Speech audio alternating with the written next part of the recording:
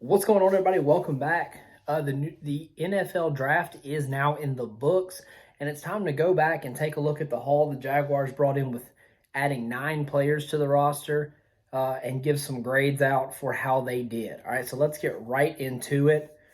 Number 1 overall, A+, Trevor Lawrence, quarterback out of Clemson, coming to town. Guys, this is a home run pick, and it makes the whole draft haul an A because of how good this pick is and what he'll do in Jacksonville. Guys, he's excited to be here. He is the perfect face for this franchise. He does everything the right way, great morals, recently married, family guy, big in his faith, loves football. Guys, this is a home run A+ pick. We finally got this right after years of putting Band-Aids on the quarterback position and trying to force ourselves into guys. We took Blake Bortles at number 3 overall. We gave Nick Foles $88 million. We put all of our chips into Gardner Minshew, just praying he'd be the guy because it's hard not to love Gardner Minshew, but he's just not a franchise quarterback. But we finally got the most important position in sports right, so A+, Trevor Lawrence. Then you go to the first round, number 25 overall.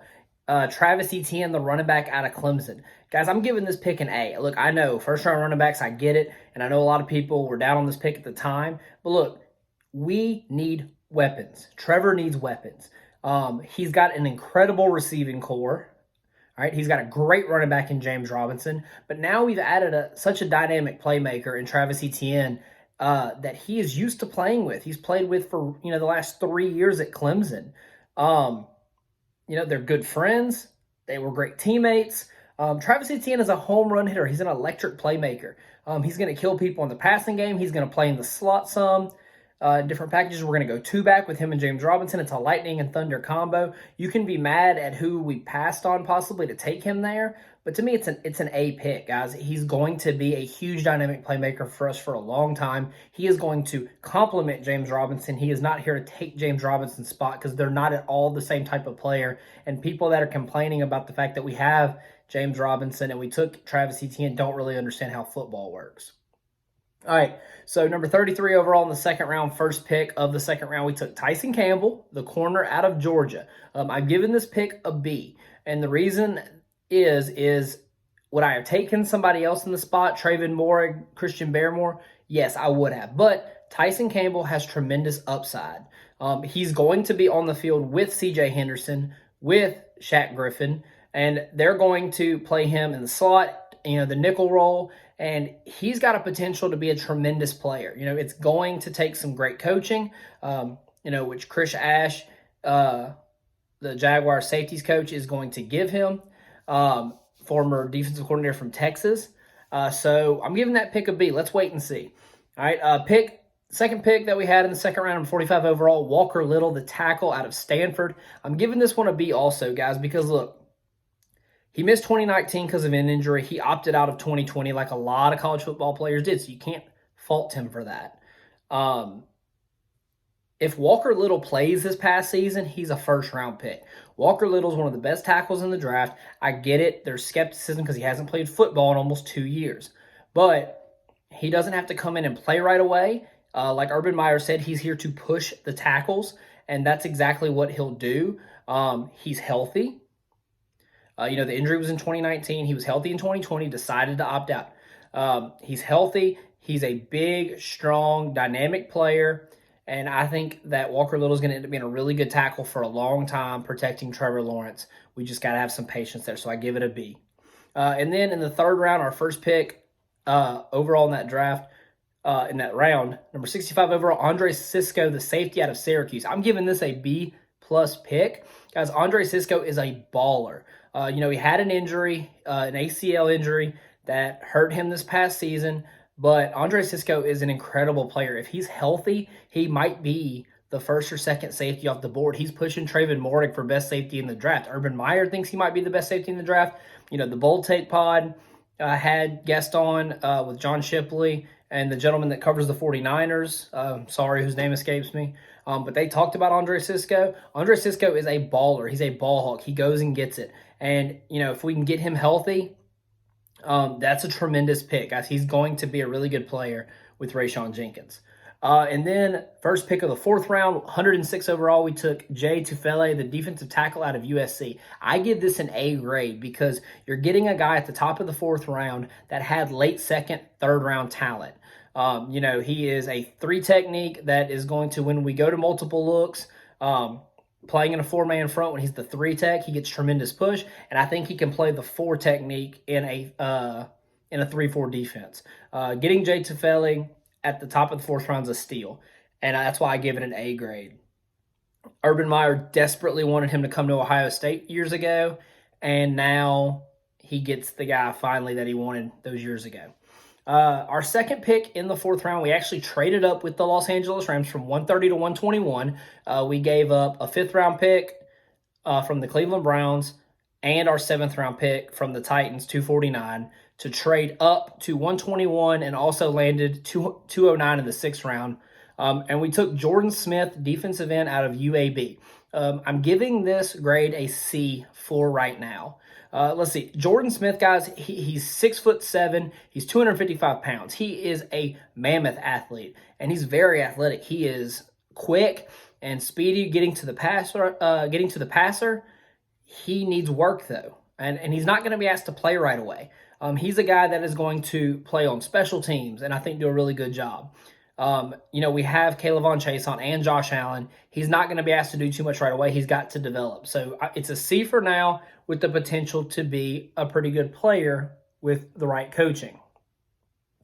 And then in the 5th round, 145 overall, we took Luke Farrell, tight end out of Ohio State.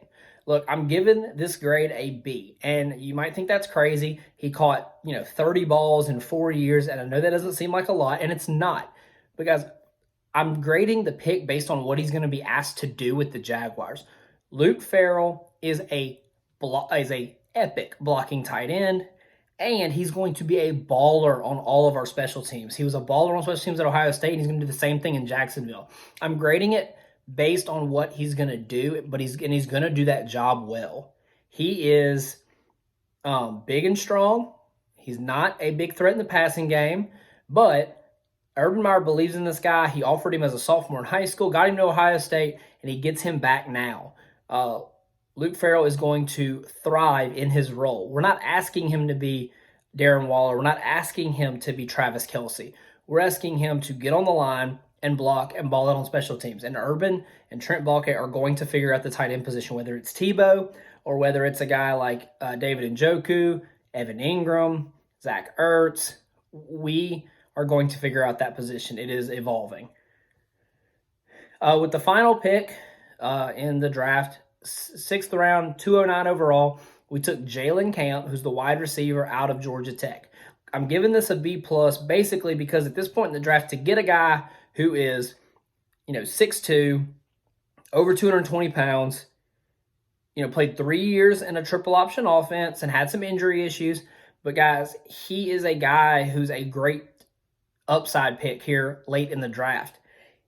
He got 30 reps on bench as a receiver. Guys, that's unheard of.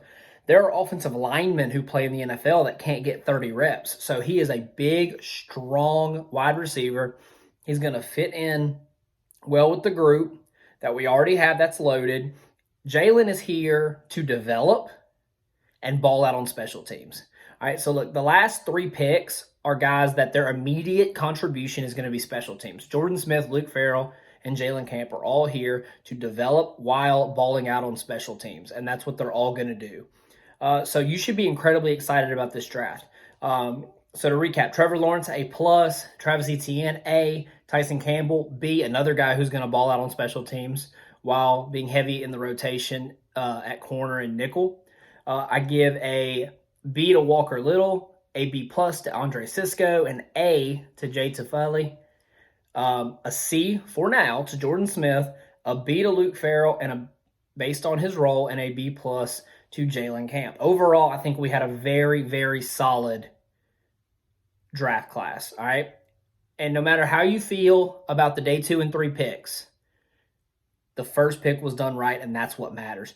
We got Trevor Lawrence. We have the best quarterback in the draft, a generational talent. We have surrounded him with great wide receivers. and 2 great running backs, all right? The offensive line is solid. And if we figure out that tight end position, guys, we are going to score a lot of points. And Joe Cullen's going to have that defense ready. So I am not a patient person, but I'm looking at this draft class and I'm telling myself patience, because there are a lot of guys here that could be huge booms for us if we have a little bit of patience with them and let them develop. We also have the same thing with our undrafted free agents. Dylan Moses was at one time thought to be a first-round pick. All right, he has that in him. Let him get healthy and let's see what happens. The receiver we got from Illinois has a 46.5-foot vertical. That is ridiculous. Let's see how he develops with our new receivers coach and with the great group that he's got surrounded with DJ Chark, Laviska Shenault, Marvin Jones Jr., Jamal Agnew, Colin Johnson, all these guys. Let's just wait and see. For the first time in years, guys, we have a staff in place that deserves our patience. All right? So let me know what you think overall of the draft. Hit me up on Twitter or sound off in the comments below. Tell me what your draft grades are, and I will see you guys next time. Next time we have some Jags news break.